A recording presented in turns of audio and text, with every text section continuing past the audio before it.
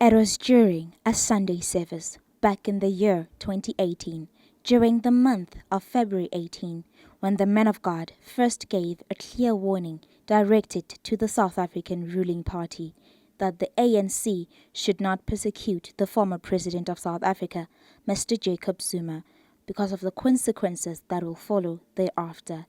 These were his words. But I want to warn ANC. I warn ANC, never persecute Zuma. Leave him for the better of your organization.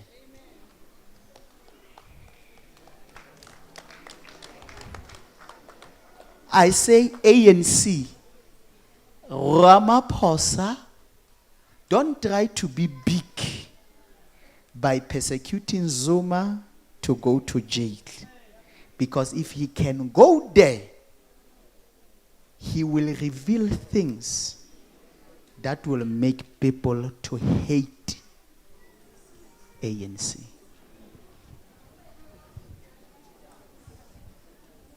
You have recalled him. It's a will of God. Leave him like that. Let him stay in Nkandla. Let him stay where? In Nkandla. Let him stay there. Let him stay in Nkandla. Never try to persecute him. They will try it, but as time goes on, they will drop the charges. But never try it.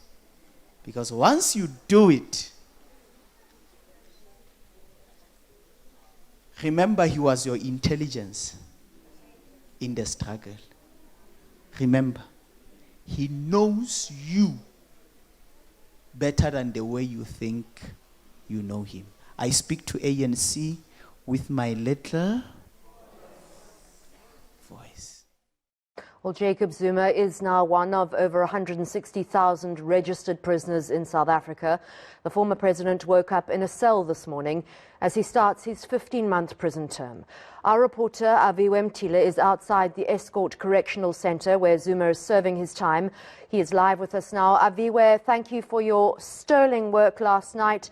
I don't know what time you got to bed. It must have been around 4 a.m.?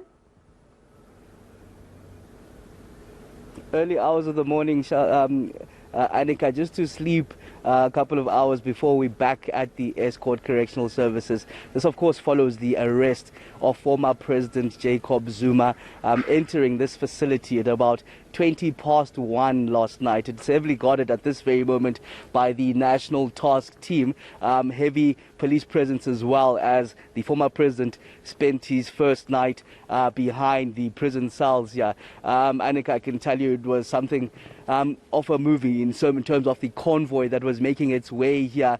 The confirmation that we made us really certain about whether it was a former president was the coat of arms, the presidential coat of arms, in one of those black SUVs as they made their way here. I've been speaking now to a number of correctional services personnel who tell me that after we had left here at about 3 a.m., there was another convoy that came here to pledge the support, which we understand was allowed inside to talk to the former president, just giving him messages of support here. But in terms of what still needs to happen now, we understand at about 12:30 there's going to be a press briefing from the Justice and Correctional Services Minister, Ronald Mula, just to outline the Correctional Services operations and what's going to happen now in this matter, that in terms of the incarceration of the former president at the Escort Correctional Services. But in terms of what has happened, what we can tell you, Annika, at this moment, you'd understand that after that arrest and handing over by the police, they needed to hand over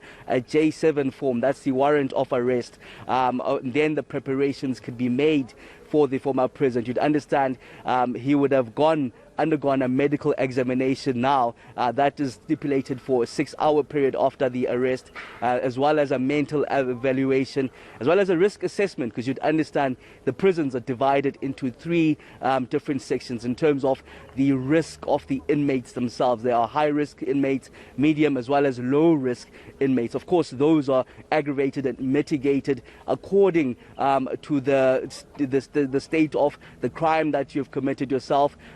the age factor as well, just as a number of other mitigating factors in terms of the length of your sentence as well. So in speaking to the Correctional Services spokesperson, Singabakho Ngumalo, just on a phone call yesterday, he suggested that the president might be a low-risk inmate here, given that he's 79 years old, as well as the fact that he's serving a 15-month sentence here. So you'd expect him to be among the low-risk inmates who don't stay with the younger inmates from your 20s and 30s and 40-year-olds, just to avoid what may occur behind bars. But of course, all of those issues will be ironed out, I'm assuming, by the Justice Minister in that briefing that we'll bring to you live at ENCA at 12:30. But I want to warn ANC. I warn AN, never persecute Zuma. Leave him for the better of your organization. The 5th of December 2020, the man of God, Apostle Samuel Raboteng, went to the prayer mountain to seek direction and to know the mind of God concerning the coming year 2021. Amongst the many revelations he received, he mentioned that he sees a youth revolt, that the government should tighten this security, and that the ruling party should carry the youth along. He further mentioned that when he looked at the ruling party, he wept. That again, South Africans should pray for the South African ruling party. Let us make time to listen to what the man of God said. These were his words. I see youth of South Africa revolting. It will not be good. I see a revolt in youth of South Africa. Please, let's pray and remember, we are all Africans. I see youth revolting in South Africa for different reasons. The government should tighten security. We are praying for a leading party. I'm praying for a leading party in South Africa here because I'm talking about South Africa, it's my country. We are praying for the leading party. Unity. I say we are praying against revolt. Youth. Carry your youth along. Remember that message of the senior prophet of God. Carry your youth along. Youth revolt in South Africa. In South Africa, as I said before, I wept when I looked at the ruling party. I wept when I looked at the youth in South Africa. I said revolution. I said revolt. Revolt. People, revolt. Please try by all means to help our young people. They are getting confused. Once again, on the 1st of April 2021, the man of God was on the prayer mountain when he mentioned again that when he looked at the South African ruling party, he wept. He further mentioned that the integrity of the ruling party is at stake. These were his words. As I say, there are a lot of things that I can talk about as I was here to pray and pray and pray.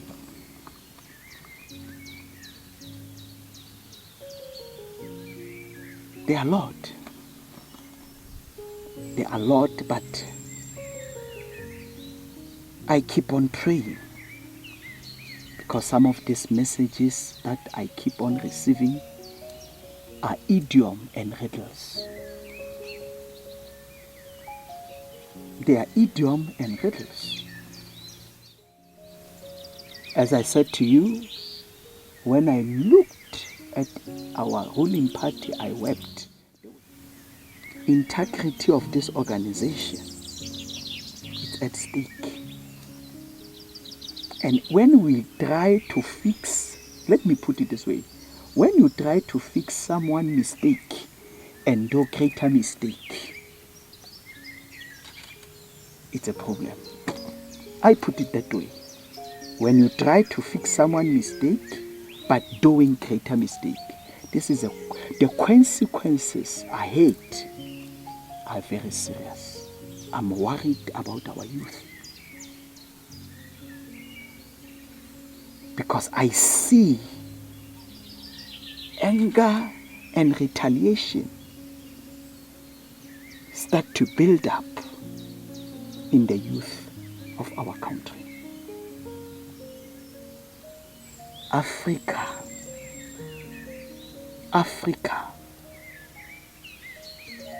care for your youth. Care for your youth. This is what I can encourage you for.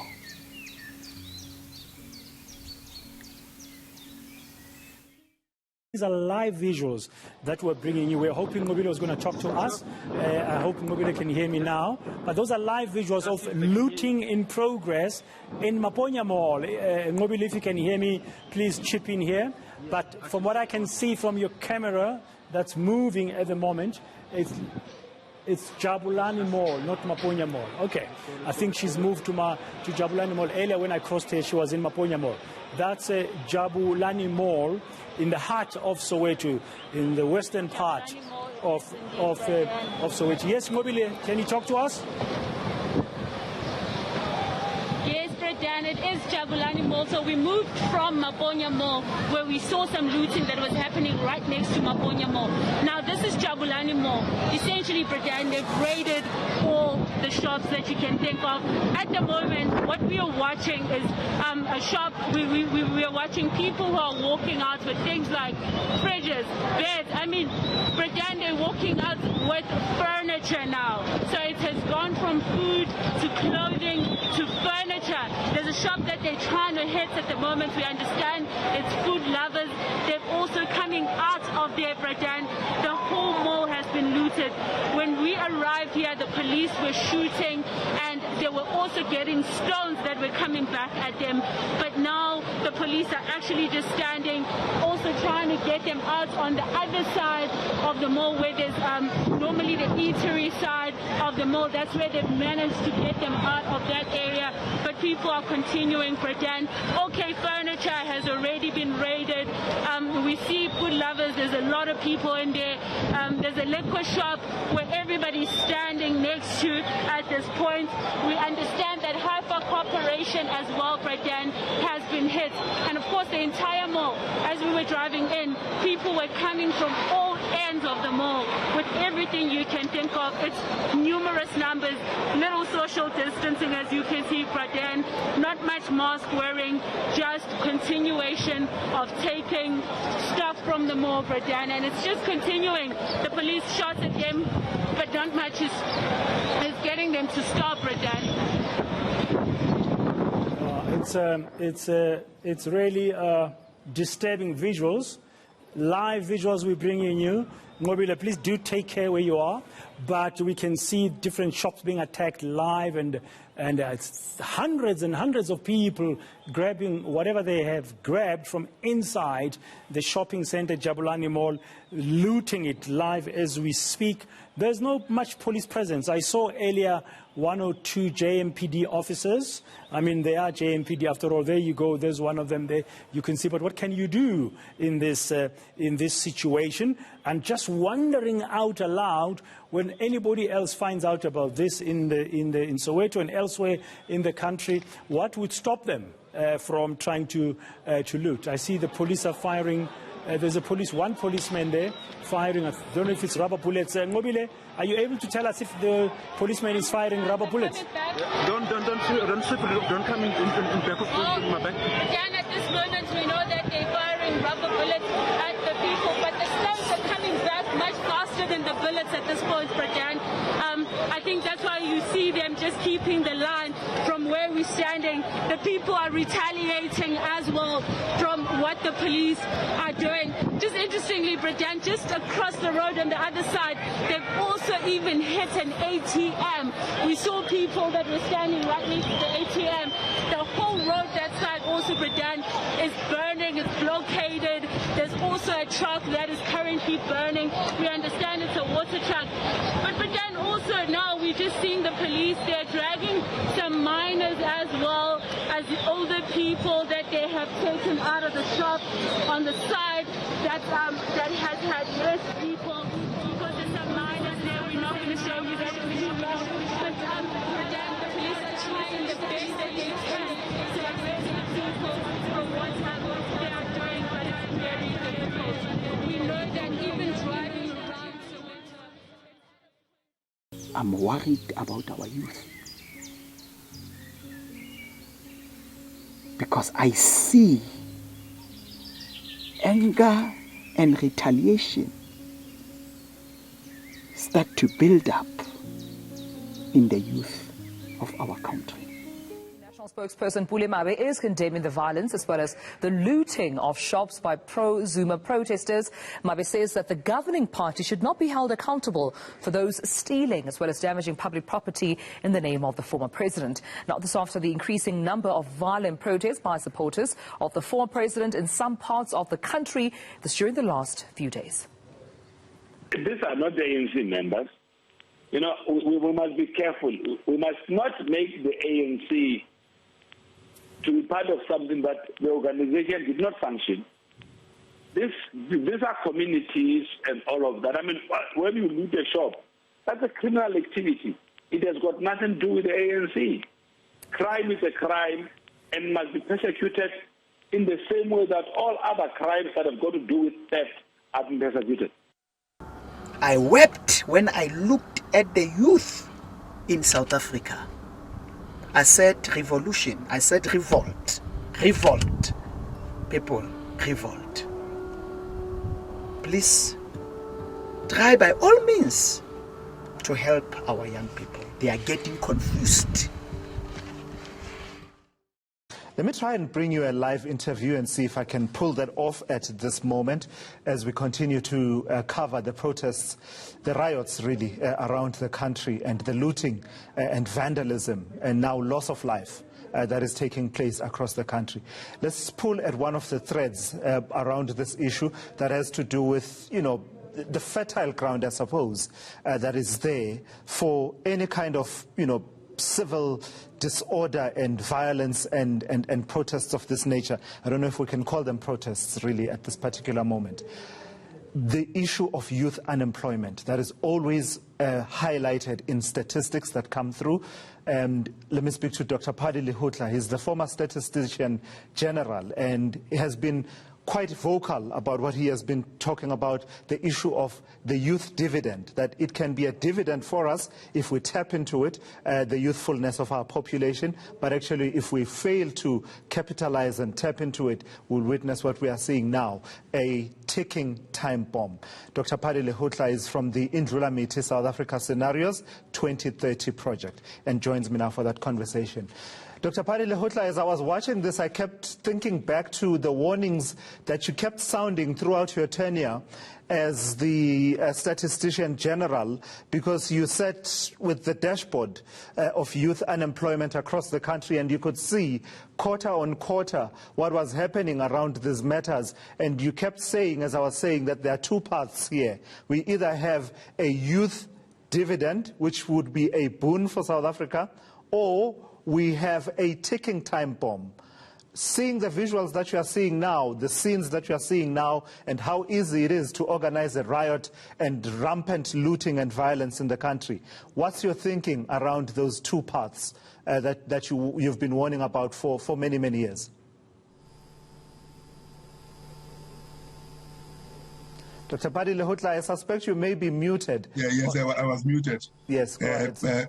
My apologies for that. But before I go into the subject, We learned yesterday that the former president lost his brother, Michael. And this morning he has lost his wife, Makumalo. We need to deeply pass our condolences to this set of tragic events before I go into the subject. Whatever the president has done and has been incarcerated, humanity still prevails. That this loss of life is very bad at this point in time. But coming back to the issues that we are raising, I think we've been leaderless for a long period of time, including the period of our former president himself, that we never paid attention to this youth unemployment. At the one point, I was presenting to cabinet, and that was the time of drought 2016. I said, it's not drought. Yes, drought, yes, it's incidental. But the problem is that this youth unemployment is not being attended to. And increasingly, that youth unemployment has been such that the youth have lost their share of employment, which they had by 2008, both proportionately as well as in absolute numbers. And that is being transferred to... Surely, God does nothing without revealing it to his servants, the prophets. Could this be the end of the prophecy, or is there more to come? Are these ongoing riots only about the incarceration of the former president of South Africa, or about the intensive unemployment rate in South Africa, or is there more than what meets the eye?